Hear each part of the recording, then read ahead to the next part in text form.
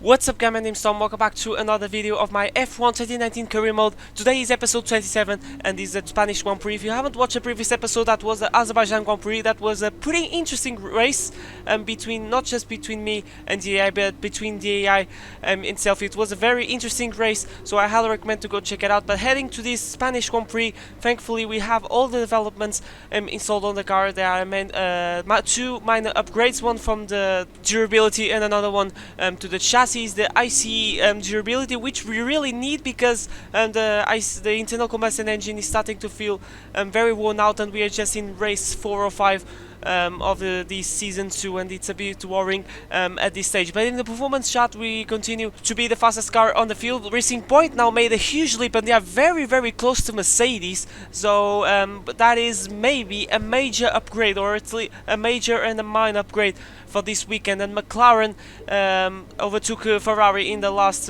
weekend. They were actually the third best car, and now Ferrari is starting to gain a little bit in those teams. This is super weird to see Ferrari way behind the order, but that's the beauty of an F1 game. And I forgot to mention that in this weekend we're going to have a 5-place grid penalty for a gearbox change. So it's a decision that I took because our gearbox is really worn out, and I want to take the penalty now instead of taking at Monaco, where track position means absolutely everything. So without further ado, let's go to qualifying and let's see how this car behaves over one lap pace. You join us today at the Circuit de Barcelona, Catalonia, for what's bound to be a really hectic qualifying as the teams compete to set the best lap times. Now then, Anthony Davidson, you're not getting any younger, but you have been involved in your fair share of qualifying sessions in an illustrious 30-year career. How do you deal with the pressure when you have that one chance to deliver a perfect lap? It's not so much about dealing with the pressure, it's more about how you approach the risk and just how much of it are you willing to take. You're constantly balancing the car on the edge of grip from braking, cornering and traction. And over the course of a lap, it's easy to get that balance wrong. And that's why achieving the perfect lap is almost impossible. As you say, I've been doing this 30 years now, and it never gets any easier. Here we are already in Q1. It's going to be just a formality. It's very easy now for us to get us to Q2, but we have to push because we're going to drop some places. So, and in these days of the championship where things are really close with me and Verstappen, we really need to maximize our pace and get a nice swing for the next couple of races. But through the last corner, we're going to open the DRS now and across the line, and it is a 118.3. That is enough to get us through into Q2. With a little bit worrying, as you can see, only P13 on Q1. We were a little bit close to get knocked out on Q2, but what matters is that we're through, and Verstappen qualifying 7th ahead of us in the medium tire, so it's a bit worrying.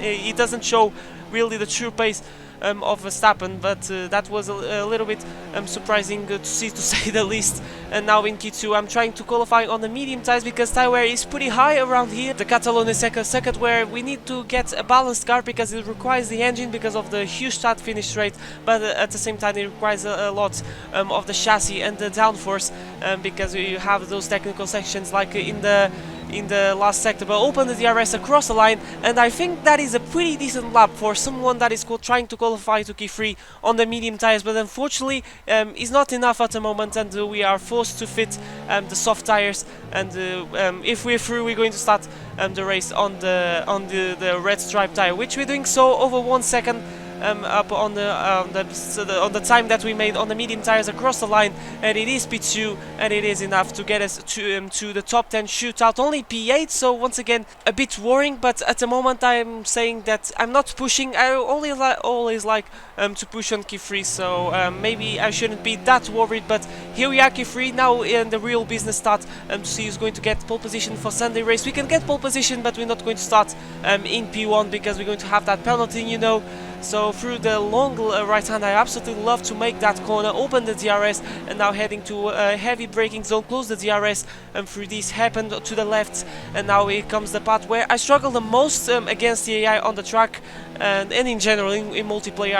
I feel that sometimes I struggle in this part of the track. It seems that everyone is faster than me, but through the chicane it's very easy to hit that curb and lose the back end of the car, so make sure that you don't hit the first one. And through the last corner, flat out, open the DRS, and at the moment it is pole position with a 118.2 of this Spanish Grand Prix. But as we fast forward, as we go back to the garage, is Valtteri Bottas in provisional pole, followed by Vettel, Weber, and then myself. So we have some work to do if we want to get pole position. At the moment we would start in P9 in the race, so not the ideal, so we have to flex our muscles in this Q3 session and try to get pole position at least through the first corner, going green, so make some slight changes in the first sector. There was no time at all left on the table, and as you can see the games are not much, but I think there's some time left on the table in the second sector and the third one, as we're doing so, going 3/10 up, so things are really looking good for us at the moment. I think it's enough to get us into pole position. Now is Vettel on provisional pole in the Ferrari, so very surprising to see, because in theory the Ferrari is not the fastest car, is by far the fastest car is the midfield or so, but we cross the line, and once again it is pole position with a 1:17.9.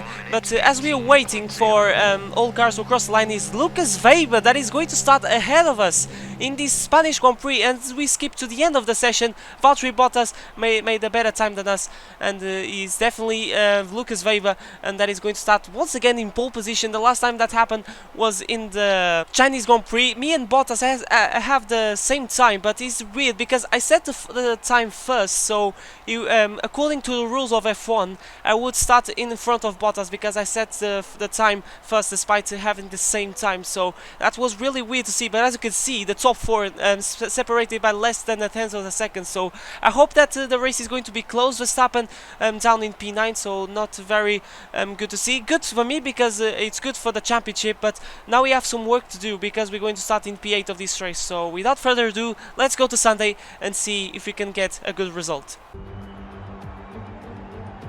What does the Spanish Grand Prix have in store for us today, I wonder?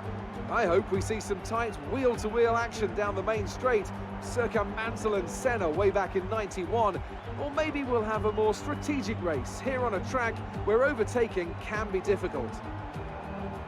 The Circuit de Barcelona-Catalunya then, a high-speed 2.89-mile circuit which demands an efficient downforce package and bravery on the part of the driver, especially through the blind right of turn 9, which we might just see taken flat this weekend.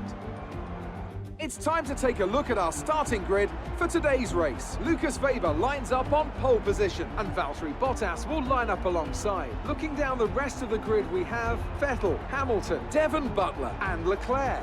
Magnussen, Thomas, they'll be starting further back after an earlier grid penalty. Gasly and Lando Norris. Raikkonen, Ricciardo, Antonio Giovinazzi and Kvyat. Russell, Stroll, Robert Kubica and Roman Grosjean. Verstappen and Nico Hülkenberg completes the grid. And with preparations almost complete, let's head down to the track. Okay, a podium result could be difficult to achieve this race, so let's focus on getting a high points finish. Thanks, Jeffrey. A top 5 would be really good considering where we're starting. Welcome to the Spanish Grand Prix, guys, and we're going to start on the softs and then we're going to switch to the mediums twice during this race. I wanted to try to make the medium hard strategy, which is very, very hard, especially in a track where tire wear is really high, and I really don't want to touch the hard tires, but I have a feeling that the one stop is the best way to go in this race. But it's Lucas Weber starting in front and Verstappen way down the order because he has some penalties as well. So Red Bull has some work to do in these next 33 laps. Myself and Verstappen, that is 5 red lights for the Spanish Grand Prix, and away we go. And it was an okay start, and in the second phase wasn't that good, bogging down a little bit on the 4th gear, and we are alongside Pierre Gasly as we go into turn 1. Weber is still in the lead, but we're going to try to defend this position. Leclerc going side by side with Magnussen ahead of us. Everyone going side by side because it's the lap 1 is obviously, but we're going to give a little bit of a squeeze on the Toro Rosso of Gasly, and we gain so much momentum on Leclerc and Magnussen that we're going to dive down of inside of these two guys. It's going to be amazing if we can make that move, running a little bit to wheels with Leclerc, but most importantly we made a double overtake on those two guys. They are still side by side, as you can see, the racing point of Magnussen, the Ferrari of Charles Leclerc, and this is amazing, and this is going to help us out to pull away of the guys and maybe try to break the TRS window once it gets released, deployed I should say, on lap 3, as they still side by side. Amazing scenes to see these two side by side in a stage where the car is so heavy that is very hard to make these battles. And Leclerc is going to try to go around the outside. Magnus is going to have the inside line, and he's not still going to get that position because Leclerc comes back for more, taking the inside line. But now Magnussen gets a better run on the outside line and gets ahead, and that was a beautiful battle, and we pulled away so much. And there's Verstappen that already overtook the two Renaults. I think he started already ahead of the two Renaults, I don't know, but we have some work to do. As you can see, we're making some inroads, it seems, in these early stages, because we have the slipstream on the Alfa Romeo of Devon Butler, and we're going to make a dive on the inside, and Butler has absolutely no chance. We're going to give a squeeze very aggressively to our former F2 teammate, and we are P5 on lap 2 of this Spanish Grand Prix. Lucas Weber, look at the minimap, the gap that it already has, and Vettel is going slowly because of Bottas, and we're going to try to go round the outside from a long way back, but we're going to come back off because the AI doesn't like you to go on the outside on that corner. It's a straight travel to the gravel trap, so we have to wait a little bit more as we're starting the lap 4, closing stages of lap 3. Open the DRS. The DRS now is deployed, and we're going to get in the slipstream, overtake mode, rich mix, everything that you get out of this on the engine, and that was so close to his gearbox. Good reflexes for myself, and we're going to take the inside line once again as we go into turn 1, and he's still there, but we managed to only just close the door on the German, and we are in P4. So the pace on soft tires has been really good, and that's really hard to see because generally in the first stint of the race my pace is not really good. The tires start to go off, but at the moment the soft tires feel beautifully around this track. As you can see, so good. The exit was so good that we already side by side with Bottas with the DRS open, and we are in the podium places of this race. And I said in the beginning that I would be happy with the top 5.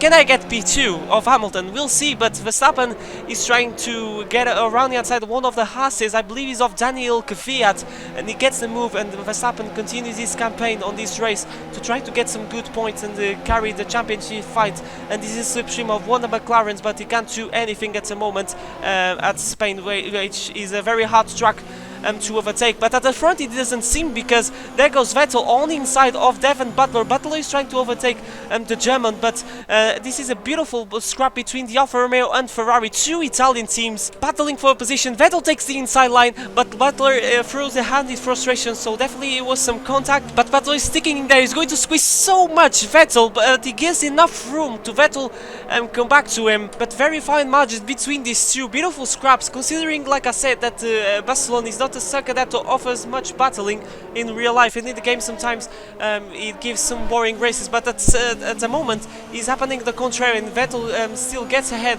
of Butler. Butler is in slipstream, but unfortunately it's not going to be enough to give another chance, another go to Vettel, I should say. But Hamilton now is going to pit, and we're going to stay out only just, it was this lap, it was meant to this lap for me to pit, but I decided that these soft tires are still good, and I can go a lap longer because, like I said, are feeling good. The tire wear is not that high at the moment, and Hamilton is being held up by all these guys, and this is going to mean very good news for us, because the overcut can be pretty successful, because he lost like what, 1-2 seconds, I don't know, but the soft tires at the moment are feeling really well, and these medium tires in the first 1 or 2 laps are a little bit sketchy because you have to put temperature on the tires. And there's Hamilton going out way down the other, but remember that the other people have to make the stops as well. So now on lap 7, now it's time to come in. Verstappen is going to come in, but he's not going to affect him because he's way behind me,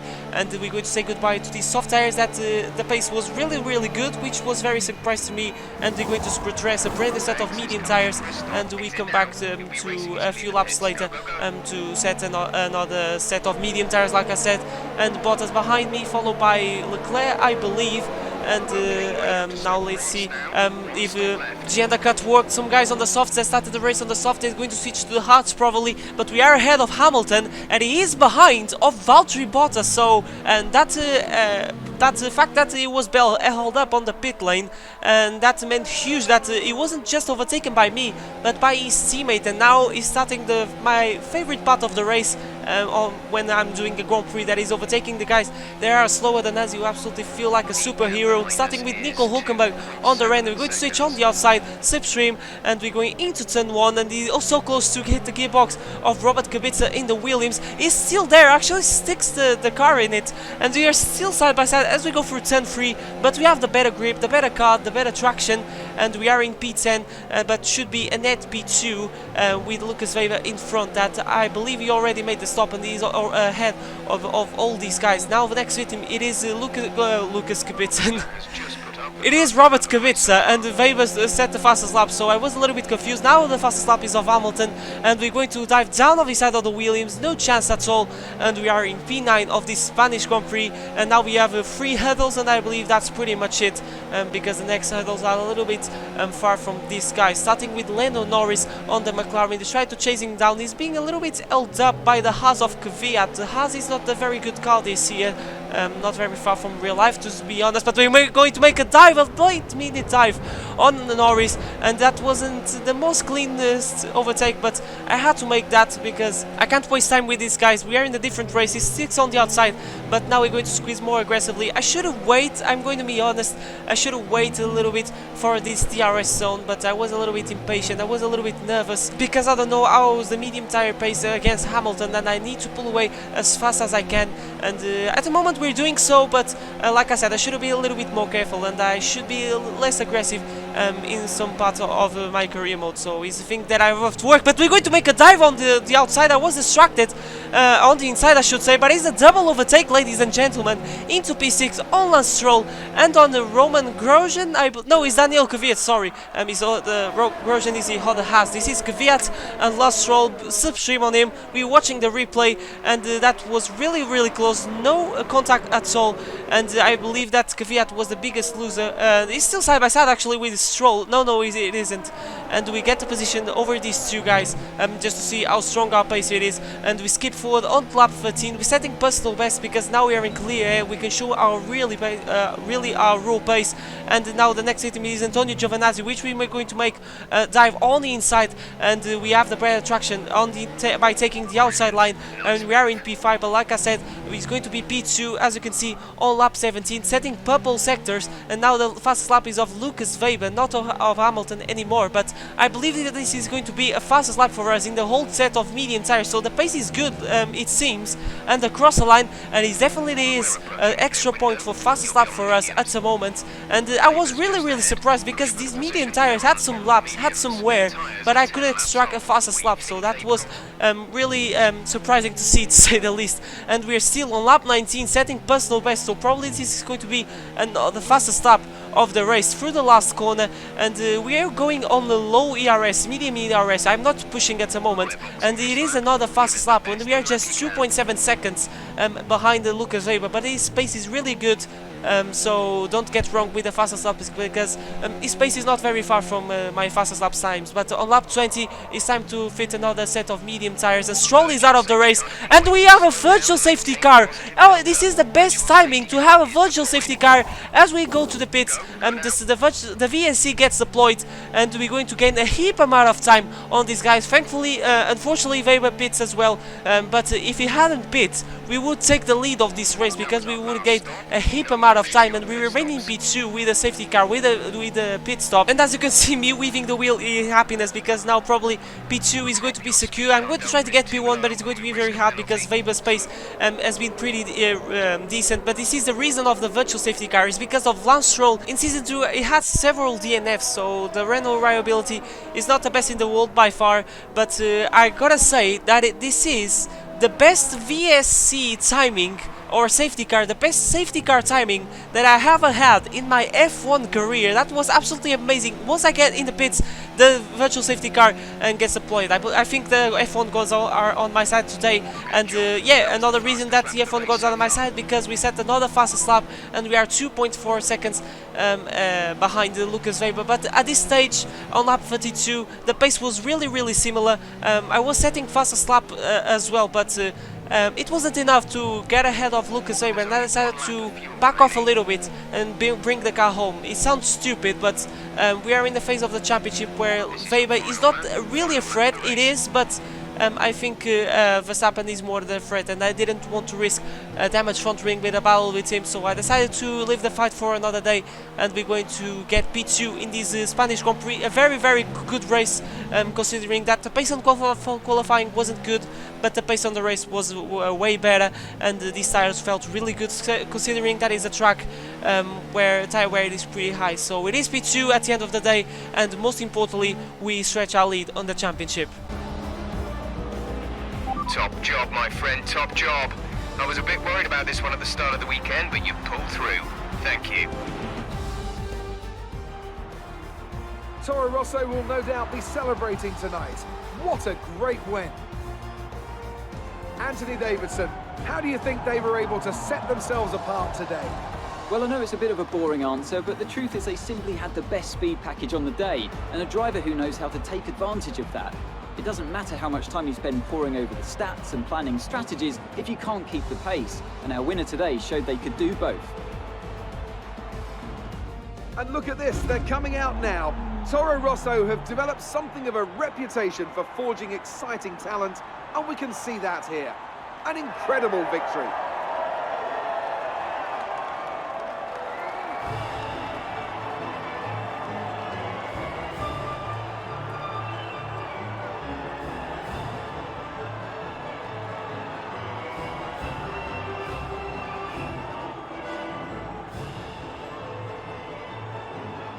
A very positive race weekend for us, starting in P8, finish on the podium, and that's what I want to see. A very positive race, like I said, and I'm really happy to that. George Russell now scores points with the Williams, and as you can see, the one stop wasn't a bad idea at all. So the one stop and two stop in terms of the difference in pace was not that big, because like I said, I think the one stop was the best way to go, but the two stop work as well. So the strategy wasn't a big factor, it seems, but yeah, it's we stretch our lead in the championship, and Weber now is in P3, not that far, but I decided to leave the fight for another day, like I said, and Verstappen made a nice comeback as well, but it was our day, and we stretched the lead, and 15 points is a very nice lead, but we can't fall asleep, and we are in the lead of the Constructors' Championship, so things are really going in our way today, and that has been the episode of my F1 2020 career mode, guys. So thank you so much for watching. Make sure to smash like and subscribe if you do see plenty more Formula 1 content.